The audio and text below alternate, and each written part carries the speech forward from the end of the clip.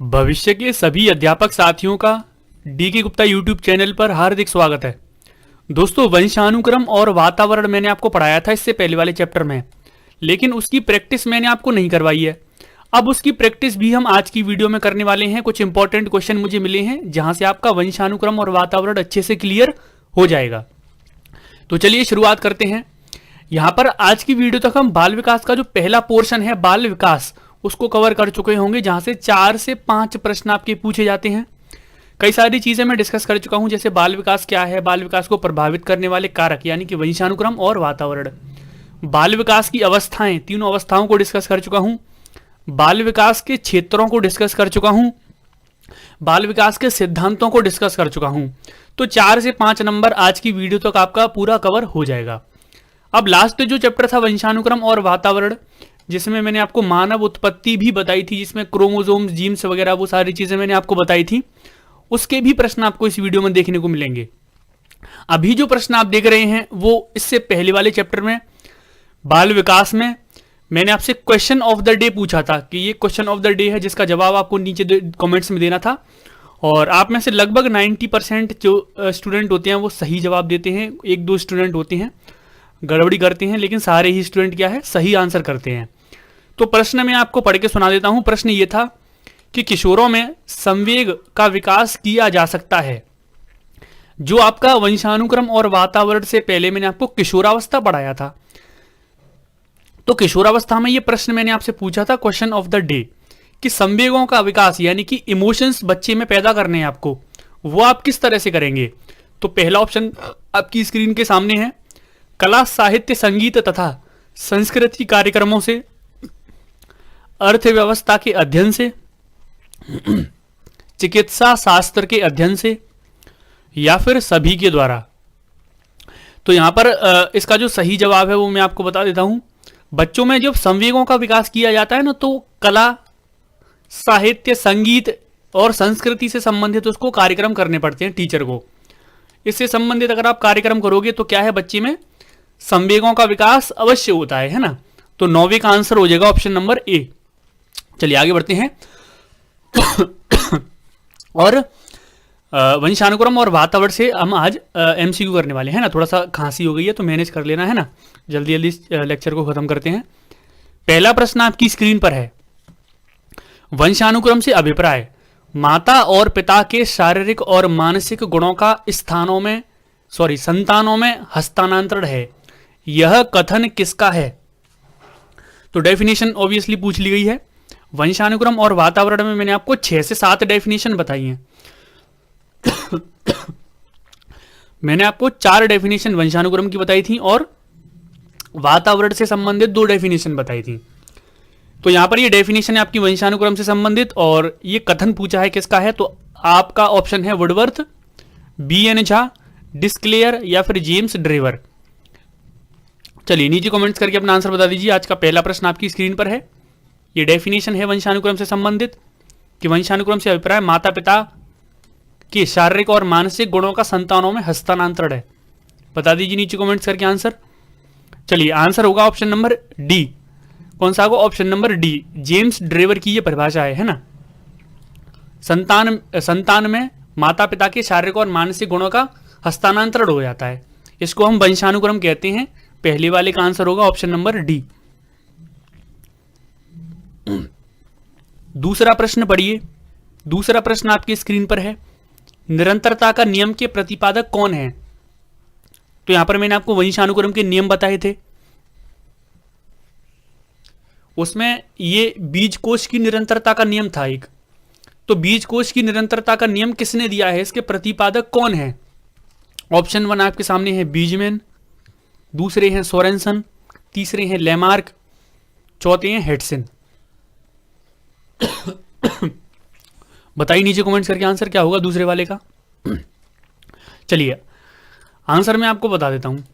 इसका जो सही जवाब है वो ऑप्शन नंबर ए है, बीजमैन, यानी कि बीजकोश की निरंतरता का नियम। इन्होंने बताया था कि जो एक पीढ़ी से दूसरी पीढ़ी में जो बीजकोश है वो निरंतर चलता रहता है, यानी कि जो बीजकोश माँ बाप में होता है वही बीजकोश संतान में भी आ जाता है, संतान से उसकी संतान में भी आ जाता है।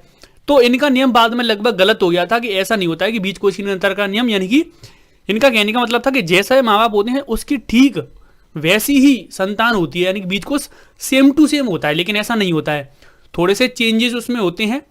आप इतना याद रखिएगा कि बीज कोश की निरंतरता का नियम दिया था बीजमैन ने। सोरेनसन का आपको पता ही है, सोरेनसन ने समानता का नियम दिया था, जिसमें सोरेनसन ने बताया था कि जो बच्चे हैं वो माता पिता के जैसे होते हैं, जैसे माता पिता उन्हीं के समान उनके बच्चे, समानता का नियम। एक प्रत्यागमन का नियम इन्होंने बताया था। प्रत्यागमन के नियम में इन्होंने बताया था कि जो बच्चे होते हैं वो कैसे होते हैं, माता पिता के ठीक विपरीत होते हैं, है ना। तो ये सिद्धांत है सोरेनसन के, आप याद रखेंगे। एक लेमार्क हैं, लेमार्क ने भी यहाँ पर कई सारे जो सिद्धांत है उनका खंडन किया था। एक था एक बीज कोश की वितरण का नियम था, ऐसे कुछ था, तो उसका खंडन किया था लेमार्क ने, और हेडसन तो है ही नहीं। यहाँ पर आप याद रखेंगे बीज कोश की निरंतरता का नियम बीजमैन है, सोरेनसन ने समानता का और प्रत्यागमन का सिद्धांत दिए हैं, है ना। चलिए दूसरे वाले का आंसर हो जाएगा ऑप्शन नंबर ए। मानव व्यवहार का विकास निम्न में से किस पर निर्भर करता है? मानव व्यवहार का विकास निम्न में से किस पर निर्भर करता है? आनुवांशिकता, वातावरण, आनुवांशिकता और वातावरण दोनों, या फिर इनमें से कोई नहीं? नीचे कमेंट्स करके अपना आंसर बता दीजिए। चलिए आंसर मैं आपको बता देता हूं, दोनों ही होगा। मानव का जो व्यवहार है, व्यवहार का जो विकास है, वो आनुवांशिकता और वातावरण दोनों पर निर्भर करता है ना। क्योंकि कई सारे मनोवैज्ञानिक आए, उन्होंने ये बोला कि बालक का जो विकास है वो आनुवांशिकता की वजह से होता है, केवल आनुवांशिकता पर निर्भर करता है। कुछ मनोवैज्ञानिक आए, उन्होंने बोला कि वातावरण इसको प्रभावित करता है, वातावरण के ऊपर रहता है। तो दोनों का बाद में गलत हो गया था, और ये बोला गया था कि बालक का जो विकास है वो आनुवांशिकता और वातावरण दोनों से प्रभावित होता है, दोनों से मिलकर होता है ना। तो यहां पर ये बोला था कि आनुवांशिकता और वातावरण की अंतःक्रिया का परिणाम होता है क्या? मानव का विकास। विकास में कुछ भी होगा, व्यवहार का विकास होगा, कैसा भी विकास होगा। तो तीसरे वाले का जो आंसर है वो ऑप्शन नंबर सी हो जाएगा। और वीडियो के बाद मुझे नीचे ऑफलाइन कमेंट्स में अपना स्कोर जरूर बताना, जितने भी मैं क्वेश्चन कराऊं सभी के सभी आप आंसर में कमेंट में जरूर बताओगे आपको स्कोर कितना रहा, है ना। और सच सच बताना सब, ठीक है। उससे होता कुछ नहीं है, मैं बिल्कुल कोई भी मार्किंग नहीं दे रहा हूं आपको, या फिर ज्वाइनिंग लेटर तो दे नहीं रहा हूं मैं, लेकिन आप सही सही बताना, है ना, इससे थोड़ा सा आइडिया हो जाता है। अगला प्रश्न देखिए, आनुवांशिकता को डैश सामाजिक संरचना माना जाता है? ऑप्शन 1 है प्राथमिक, ऑप्शन 2 है गौड़, तीसरी है गत्यात्मक, या फिर स्थिर। आनुवांशिकता को डैश सामाजिक संरचना माना जाता है। आनुवांशिकता जो है, हेरेडिटी जो है, उसको प्राथमिक संरचना माना जाता है, प्राथमिक सामाजिक संरचना, या फिर गौड़ सामाजिक संरचना। चलिए याद करने वाली चीजें मैं आपको आंसर बता देता हूं। इसका जो सही जवाब है ऑप्शन नंबर बी है। आंसर क्या है? Option number B. यानी कि जो चीजें मुख्य होती हैं उनको कहते हैं प्राथमिक, मुख्य के बाद जो मुख्य से कम मुख्य होती है ना, उनको कहते हैं गौड़। जैसे आप अधिगम में नियम पढ़ोगे थॉर्नडाइक के मुख्य और गौड़, है ना, नियम, तो वो वहां पर आप सीखोगे मुख्य क्या होता है, गौड़ क्या होता है। जो चीज मेन इंपॉर्टेंट होती है उसको प्राथमिक की श्रेणी में रखते हैं, जो कम इंपॉर्टेंट होती है उसको गौड़ की श्रेणी में रखते हैं। तो यानी कि गौड़ सामाजिक संरचना है आनुवंशिकता, यानी कि समाज में, समाज की जो भी संरचना है, ऐसा तो नहीं है एकदम मुख्य रूप से वो आनुवंशिकता के ही ऊपर हो। समाज में क्या है, कई कई तरह के बालक होते हैं। ऐसा नहीं है कि सामाजिक विकास किसी माँ बाप का अच्छा है तो बच्चे का होगा, ऐसा नहीं है। सामाजिक संरचना आनुवंशिकता एकदम मुख्य उसकी संरचना नहीं है। वातावरण भी इसको ज्यादा प्रभावित करता है, इसलिए आनुवंशिकता को गौड़ सामाजिक संरचना माना गया है। चौथे वाले का आंसर होगा ऑप्शन नंबर बी। आगे बढ़ते हैं। आगे देखिए, निम्न में से कौन सा मुख्य रूप से आनुवंशिकता संबंधी कारक है? आनुवंशिकता संबंधी कारक आपको बताना है कौन सा है। आंखों का रंग,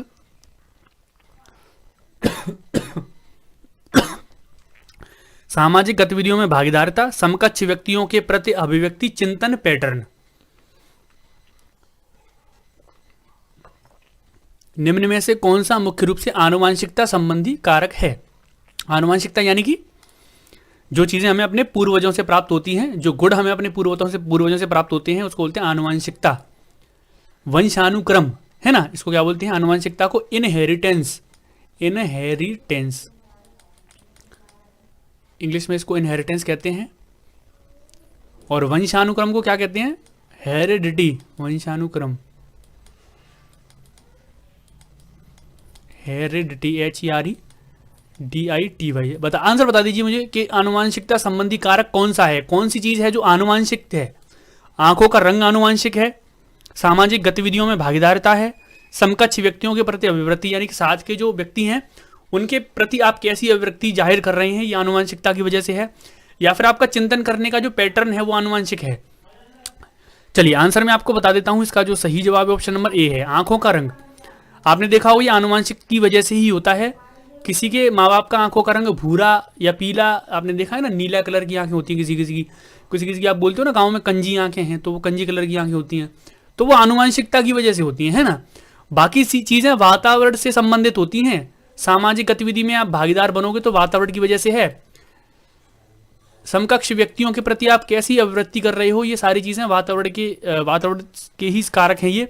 और चिंतन आपका कैसा है, मूर्त है, अमूर्त है, तो चिंतन संबंधी क्या है, ये सारी चीजें वातावरण से संबंधित है। केवल आंखों का जो रंग है वो जैसा होगा वैसा ही होगा। बच्चे का जन्म से आंखों का रंग नीला है तो नीला ही रहेगा हमेशा, है ना। आनुवांशिकता संबंधी कारक है। निम्न में से कौन सा कथन सही नहीं है? ऑप्शन ए है, वंशानुक्रम माता पिता से संतानों में गुणों का संचरण है। विकास प्राणी और उसके पर्यावरण की अंत्यक्रिया का परिणाम है। वंशानुक्रम व्यक्ति की जन्मजात विशेषताओं का परिणाम है। माता पिता की शारीरिक और मानसिक विशेषताओं का संतानों में संचरित होना वंशानुक्रम है। बताइए नीचे कमेंट्स करके आंसर। आपको बताना है कौन सा कथन सही नहीं है, यानी कि कौन सा कथन गलत है। चलिए एक एक करके पढ़ते हैं। वंशानुक्रम माता पिता से संतानों में गुणों का संचरण है, यानी कि माता पिता के जो गुण हैं उसका संतानों में क्या होता है, संचरण हो जाता है, ट्रांसफर हो जाते हैं, तो बिल्कुल सही है, ये कथन सही है, यानी कि आंसर ये नहीं होगा, क्योंकि हमें देखना कौन सा है, गलत। विकास प्राणी और उसके पर्यावरण की अंत्यक्रिया का परिणाम है। जो विकास है प्राणी और उसके पर्यावरण की अंत्यक्रिया का परिणाम होता है, तो बिल्कुल सही बात है। जो विकास होता है वो प्राणी कैसी क्रिया कर रहा है, उसके पर्यावरण में कैसी क्रिया कर रहा है, उसका ही तो परिणाम होता है विकास, तो बिल्कुल सही बात है। वंशानुक्रम व्यक्ति की जन्मजात विशेषताओं का परिणाम है, यानी कि जो जन्मजात विशेषताएं होती हैं बच्चे की, व्यक्ति की, वंशानुक्रम उसका परिणाम है। चलिए आगे देख लेते हैं, ये थोड़ा सा गड़बड़ लग रहा है, हमें आगे पीछे लग रहा है ना। चलिए आगे देख लेते हैं। माता पिता की शारीरिक और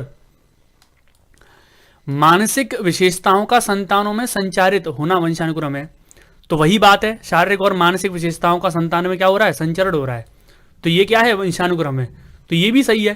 तीनों कथन हमारे बिल्कुल सही मिल रहे हैं, लेकिन इस कथन को देखिए तो हमें तो पता लग गया कि आंसर यही होगा, लेकिन इसको देखिए, वंशानुक्रम व्यक्ति की जन्मजात विशेषताओं का परिणाम है। देखिए वंशानुक्रम की वजह से व्यक्ति की जन्मजात विशेषताएं हैं, जन्मजात विशेषताओं की वजह से वंशानुक्रम नहीं है। और एक डेफिनेशन भी मैंने आपको बताई थी कि वंशानुक्रम व्यक्ति की जन्मजात विशेषताओं का योग होता है, योग, है ना, जन्मजात विशेषताओं का योग करके एक डेफिनेशन थी, तो वो भी मैंने आपको बताई थी, और ये मुझे थोड़ा सा मिसप्रिंट भी हो सकता है और गड़बड़ भी लग रहा है, इसलिए आंसर हो जाएगा ऑप्शन नंबर सी, है ना। आगे देख लेते हैं। बच्चे के विकास में आनुवंशिकता और वातावरण की भूमिका के बारे में निम्न में से कौन सा कथन सत्य है? आनुवंशिक और वातावरण की भूमिका के बारे में सत्य कथन आपको बताना है। पहला ऑप्शन आपके सामने है, समवयस्कों और पितृक का सापेक्ष योगदान योगात्मक नहीं होता। आनुवंशिकता और वातावरण एक साथ परिचालित नहीं होते। सहज रुझान वातावरण से संबंधित है, जबकि वास्तविक विकास के लिए आनुवंशिकता जरूरी है। शिक्षा और वातावरण दोनों एक बच्चे के विकास में 50-50% योगदान देते हैं। आंसर बताना है आपको सत्य। तो देखिए काटना शुरू करते हैं ऑप्शन को, ठीक है। सबसे पहले आप आंसर कर दीजिए नीचे कमेंट्स में, काटना शुरू करते हैं, और ये हमारा सबसे पहले कट गया। शिक्षा और वातावरण बच्चे के विकास में 50-50%।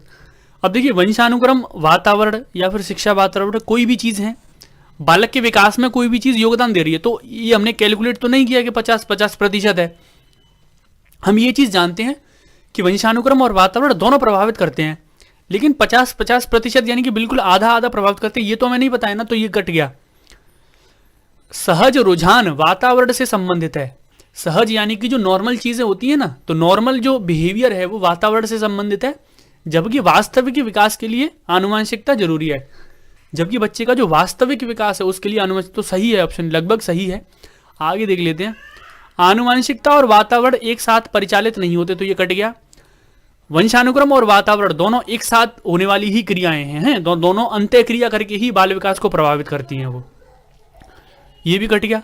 समवयस्कों और पितृक, समवयस्क यानी कि उसके साथ वाले, पितृक यानी कि उसके पिता वगैरह बड़े का सापेक्ष योगदान योगात्मक नहीं होता। तो यहां पर यह कोशिश की गई, यहां पर बोला गया है कि समवयस्क और उसके साथी जो मित्र वगैरह हैं उन सभी का जो योगदान है वो योगात्मक नहीं है, जो प्रभावशाली नहीं है। तो यहां पर यह भी ऑप्शन कट गया, क्योंकि सभी का जो योगदान है, सापेक्ष योगदान है, वो योगात्मक ही होता है। योगात्मक यानी कि दोनों चीजें आती हैं, पॉजिटिव और नेगेटिव, तो योगात्मक योगदान इनका होता है ना। ऑप्शन बचा हमारा, कौन सा बचा? ऑप्शन नंबर सी बचा। तो सहज रुझान वातावरण से संबंधित है, तो बिल्कुल सही बात है। जो कुछ सहज यानी कि नॉर्मल जो रुझान है वो वातावरण से संबंधित होते हैं, और वास्तविक जो विकास है वो आनुवंशिकता के लिए जरूरी है। तो ये ऑप्शन हमारा सही हो जाएगा, 7 वाले का ऑप्शन नंबर सी आंसर होगा, है ना।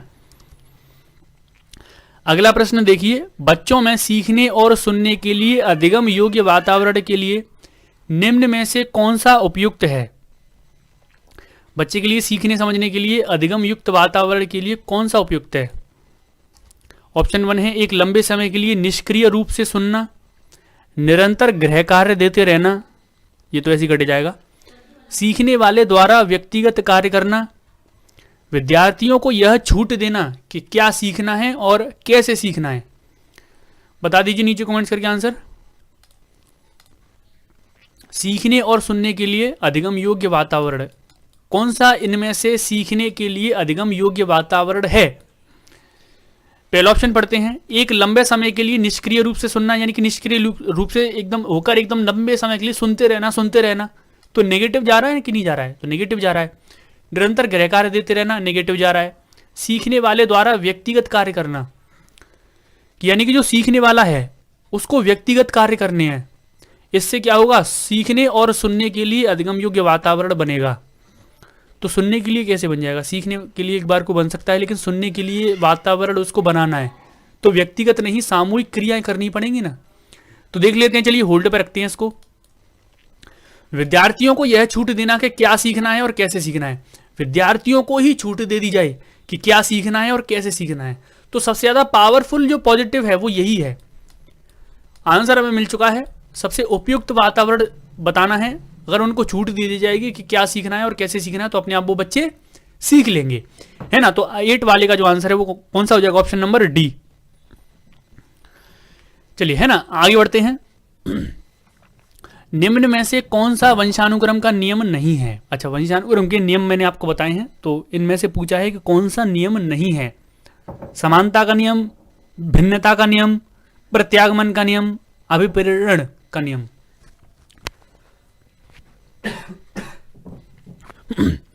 अभिप्रेरण का नियम तो शायद नहीं पता। चलिए आगे देख लेते हैं। आंसर बता दीजिए नीचे कमेंट्स करके अपना आंसर बता दीजिए। वंशानुक्रम का नियम कौन सा नहीं है? चलिए आंसर मैं आपको बता देता हूं। अभिप्रेरण का नियम हमने कोई नियम नहीं पढ़ा है। मैंने आपको बताया ना है, समानता का, भिन्नता का, प्रत्यागमन के ये नियम किसके हैं? सोरेनसन के हैं, है ना। यहां पर प्रत्यागमन के नियम में मेंडेल भी शायद दे सकता है, तो ये भी याद रखना, मेंडेल।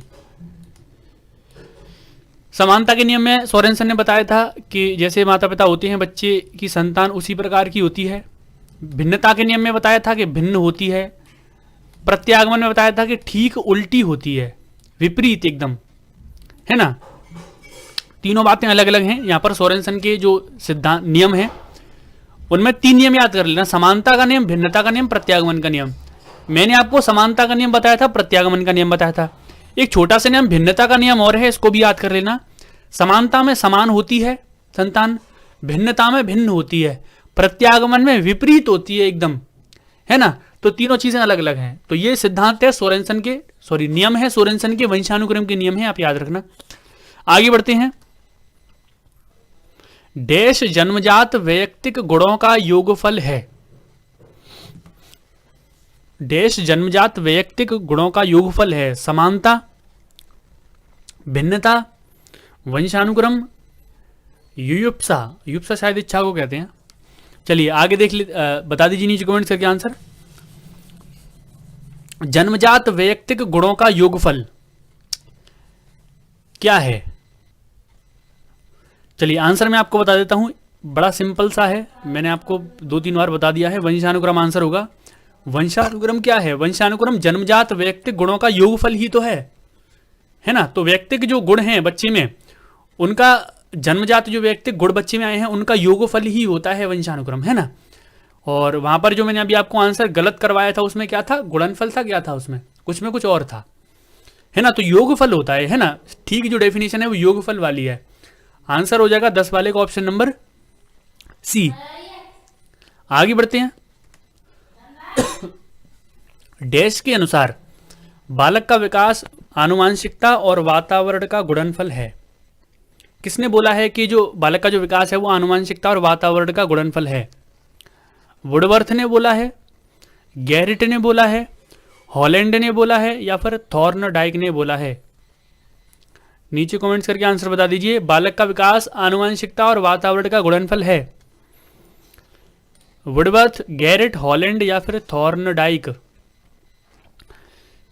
चलिए आंसर मैं आपको बता देता हूं। इसका जो सही जवाब है ऑप्शन नंबर ए है, वुडवर्थ। वुडवर्थ ने बोला है कि जो बालक का जो विकास है वो आनुवांशिकता यानी कि हेरिडिटी और वातावरण यानी कि एनवायरनमेंट दोनों का गुणनफल है ना। दोनों चीजें प्रभावित करती हैं बालक के विकास को।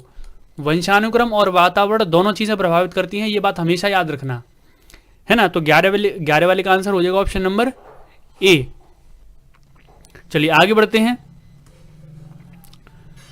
वातावरण वह भारी शक्ति है जो हमें प्रभावित करती है, यह कथन किसका है? चलिए 2-3 डेफिनेशन आपको इस वीडियो में याद हो जाएंगी। वातावरण वह भारी शक्ति है, बाहरी शक्ति है जो हमें प्रभावित करती है, ये किसका कथन है?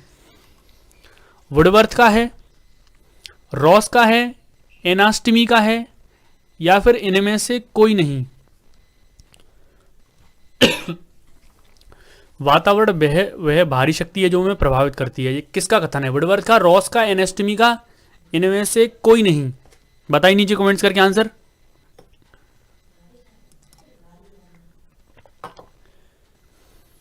चलिए आंसर मैं आपको बता देता हूं। इसका जो सही जवाब है ऑप्शन नंबर ए है। वुडवर्थ की डेफिनेशन है ये। वातावरण वह शक्ति है जो हमें प्रभावित करती है। वातावरण वह बाहरी शक्ति है जो हमें प्रभावित करती है ना। याद रखेंगे आप। 1-2 डेफिनेशन ही तो बताई थी मैंने आपको। चलिए आगे बढ़ते हैं। निम्न में से कौन सा एक सही क्रम है? किस चीज का सही क्रम है? अच्छा, अंडाणु शुक्राणु, ब्लासोसिस्ट या फिर युग्मनज? ब्लासोसिस्ट, अंडाणु, शुक्राणु, युग्मनज? ब्लासोसिस्ट, युग्मनज, अंडाणु, शुक्राणु? अंडाणु, शुक्राणु, युग्मनज या फिर ब्लासोसिस्ट? या फिर नहीं, ब्लासोसिस्ट बाद में है। ये एक सही क्रम है। बालक का जो विकास होता है ना, तो उसकी जो क्रिया होती है कैसे होती है, उसका ये क्रम है। कैसे होती है उसकी क्रिया, उसके क्रिया के जो उसके उत्पत्ति कैसे होती है, बालक की या फिर एक मानव की उत्पत्ति कैसे होती है, ये उसकी क्रिया है कि कैसे कैसे होती है। तो इसका आंसर आप बता दीजिए नीचे कमेंट्स करके। ये मैं पहले बता चुका हूं, है ना। और अभी अभी मैंने आपको बताया है, जो संडे वाला शायद कल लेक्चर हुआ है उसमें ही मैंने आपको बताया है ये क्रम। तो ये क्रम आपको याद होना चाहिए। चलिए आंसर मैं आपको बता देता हूं। आप लोग सभी कमेंट्स में आंसर कर दीजिए और आंसर मैं आपको बता देता हूं। इसका जो सही जवाब है ऑप्शन नंबर डी है। अंडाणु, शुक्राणु पहले होते हैं, है ना। फिर उसके बाद युग्मनज में जाते हैं। युग्मनज के बाद एंड वाली जो क्रिया होती है वो ब्लासोसिस्ट होती है ना। इसी के बाद क्या है, मानव की उत्पत्ति हो जाती है। तो ये एक सही क्रम है मानव की उत्पत्ति का, इसको आप याद कर लीजिए, है ना। तो 13 वाले का यानी कि 13 वाले का आंसर होगा ऑप्शन नंबर डी। व्यक्तियों में एक दूसरे से भिन्नता क्यों होती है? यानी कि एक व्यक्ति दूसरे व्यक्ति से भिन्न क्यों है। ये चैप्टर भी है आपका वैयक्तिक भिन्नता वाला, जो सीटेट में से हर बार एक क्वेश्चन आता है ना। तो मैंने आपको बताया था ना कि यूपी टेट के लिए मैं पढ़ा रहा हूं, तो ऐसा नहीं है कि सीटेट के लिए काम नहीं आएगा, काम आता है। 4-5 टॉपिक ही हैं जो उसमें ज़्यादा हैं केवल बस। व्यक्तियों में एक दूसरे से भिन्नता क्यों होती है? वातावरण के कारण, जन्मजात विशेषताओं के कारण, वंशानुक्रम और वातावरण के बीच अन्योन्य क्रिया के कारण, प्रत्येक व्यक्ति को उसके माता पिता से जीनों का भिन्न समुच्चय प्राप्त होने के कारण। नीचे कमेंट्स करके अपना आंसर बता दीजिए। एक व्यक्ति दूसरे व्यक्ति से अलग क्यों होता है? एक दूसरे से भिन्नता क्यों होती है? चलिए आंसर मैं आपको बता देता हूं। इसका जो सही जवाब ऑप्शन नंबर बी है, सॉरी ऑप्शन नंबर सी है, कैट वाला सी। वंशानुक्रम और वातावरण के बीच अन्योन्य क्रिया होती है ना, उसी की वजह से एक इंसान दूसरे इंसान से अलग होता है। अब आप बोलोगे जैसे जो मान लो कि 2 जुड़वा भाई हैं, है ना, मान लो 2 जुड़वा भाई हैं, तो 2 जुड़वा भाई भी क्या होता है, एक दूसरे से अलग होते हैं। जब वो वातावरण में आते हैं ना, तो एक जल्दी सीखता है, कुछ सीखता है, तो उनमें भी बहुत सारी विशेषताएं पाई जाती हैं। बिल्कुल अलग भी हो सकते हैं, वो शक्ल एक जैसी हो सकती है, शारीरिक बनावट, लेकिन क्या है, बहुत सारी चीजें, मानसिक, संवेगात्मक, सारी चीजें क्या है, अलग होती हैं। तो यही दोनों चीजें प्रभावित करती हैं, वातावरण भी करेगा, वंशानुक्रम भी करेगा। इन्हीं की वजह से एक व्यक्ति दूसरे व्यक्ति से क्या है, अलग होता है। तो 14 वाले का आंसर हो जाएगा ऑप्शन नंबर सी। आगे बढ़ते हैं। आज की वीडियो का लास्ट प्रश्न है ये, है ना, इसको खत्म करते हैं, आगे वाले चैप्टर की ओर चलेंगे। क्या बच्चे इसलिए भाषा, अच्छा प्रश्न है, ध्यान से सुनिएगा, अच्छा प्रश्न है ना। क्या बच्चे इसलिए भाषा अर्जित करते हैं क्योंकि उनमें आनुवंशिक रूप से ऐसा करने की पूर्व प्रवृत्ति होती है, या उनके माता पिता प्रारंभिक अवस्था से ही उन्हें गहन रूप से सिखाते हैं? यह प्रश्न आवश्यक रूप से दर्शाता है, यानी कि यहां पर आपको समझ में आएगा कि ये एक प्रश्न है। क्या बच्चे इसलिए भाषा अर्जित करते हैं क्योंकि उनमें आनुवंशिक रूप से ऐसा करने की प्रवृत्ति होती है, या उनके माता पिता प्रारंभिक अवस्था से ही उन्हें गहन रूप से सिखाते हैं? तो ये जो प्रश्न है वो क्या दर्शाता है? ऑप्शन आपके सामने है। भाषा के विकास पर संज्ञान का प्रभाव। अच्छा यहां पर आनुवंशिकता से संबंधित एक डेफिनेशन है, इंपॉर्टेंट डेफिनेशन है, गोडार्ड और डगडेल की। तो गोडार्ड और डगडेल की डेफिनेशन आप नीचे ऑफलाइन कमेंट्स में मुझे जरूर लिख के बताना, है ना। गोडार्ड और डगडेल 2 मनोवैज्ञानिक हैं जिन्होंने आनुवंशिकता में अपनी एक डेफिनेशन दी है, एक तो उन डेफिनेशन को आप नीचे लिखोगे कमेंट्स में, शॉर्ट में लिखना कि गोडार्ड और डगडेल ने क्या बोला है, क्योंकि वो इंपॉर्टेंट है गोडार्ड और डगडेल का, है ना। तो वो जरूर लिखना नीचे कमेंट्स में, ऑफलाइन वाली कमेंट्स में लिखेंगे सब, है ना। चलिए ये जो क्वेश्चन है आपका पूछा गया है ऊपर, ये भाषा के विकास पर संज्ञान का प्रभाव दर्शाता है, प्रकृति और पोषण पर यह बहस है, बहुकारक योग्यता के रूप में विकास पर चर्चा करता है, या फिर इनमें से कुछ भी नहीं है? बता दीजिए नीचे कमेंट्स करके, आंसर बता दीजिए अपना। 15 वाले का आंसर क्या होगा? चलिए आंसर मैं आपको बता देता हूं, आपने आंसर बता दिया होगा। आंसर मैं आपको बता देता हूं, ये प्रकृति और पोषण पर बहस है। प्रकृति का मतलब क्या है? प्रकृति का मतलब है वातावरण। वातावरण को ही प्रकृति बोल देते हैं, सॉरी वातावरण को वंशानुक्रम बोलते हैं, वातावरण को ही बोल देते हैं वंशानुक्रम, और पोषण को बोलते हैं प्रकृति। तो ये प्रकृति और पोषण, वंशानुक्रम और वातावरण के ही दूसरे नाम हैं। आप याद रखना, पोषण यानी कि वातावरण डिपेंड करेगा कि बच्चे को कैसा पोषण मिल रहा है। प्रकृति यानी कि प्राकृतिक चीजें, प्राकृतिक चीजें कौन सी होती है? वंशानुक्रम। तो वंशानुक्रम और वातावरण पर यह बहस की गई है, यहां पर नाम चेंज करके उसने बोल दिया है प्रकृति और पोषण। देखिए अब प्रश्न पढ़िए क्या बच्चे इसलिए भाषा अर्जित करते हैं क्योंकि उनमें आनुवंशिक रूप से ऐसा करने की प्रवृत्ति होती है? ये बात क्या बोली गई है? आनुवंशिकता संबंधी बात बोली गई है कि जो बच्चे हैं भाषा अर्जित कर रहे हैं, ऐसी प्रवृत्ति होती है उनमें आनुवंशिक, तो ये आनुवंशिक हो गया। या उनके माता पिता प्रारंभिक अवस्था से ही उन्हें गहन रूप से सिखाते हैं, ये बात कैसी होगी? वातावरण पर डिपेंड हो गई, है ना। बच्चे जन्म लेने के बाद बात हो रही है ना, वातावरण में बात हो रही है ना, कि बच्चा कि उसके जो माता पिता उसको कैसे सिखा रहे हैं। तो वंशानुक्रम और वातावरण पर यह बहस है ना। और वंशानुक्रम और वातावरण को प्रकृति और पोषण उसने बोल दिया है। तो ये चीज इंपॉर्टेंट है, आप याद रखना। प्रकृति और पोषण किसको बोलते हैं? वंशानुक्रम और वातावरण को ही बोलते हैं। तो 15 वाले का आंसर हो जाएगा ऑप्शन नंबर बी। तो यहां पर वीडियो होती है समाप्त। इसके बाद हम आगे नेक्स्ट लेक्चर अधिगम वाला करेंगे। आज के लिए इतना ही करते हैं दोस्तों, मिलते हैं आपसे कल 9 बजे शाम को इसी समय। और आज के लिए इतना ही दोस्तों। वीडियो पसंद आए तो लाइक जरूर और शेयर जरूर करना अपने दोस्तों के साथ। और आपसे कल मिलते हैं। आज के लिए इतना ही, धन्यवाद।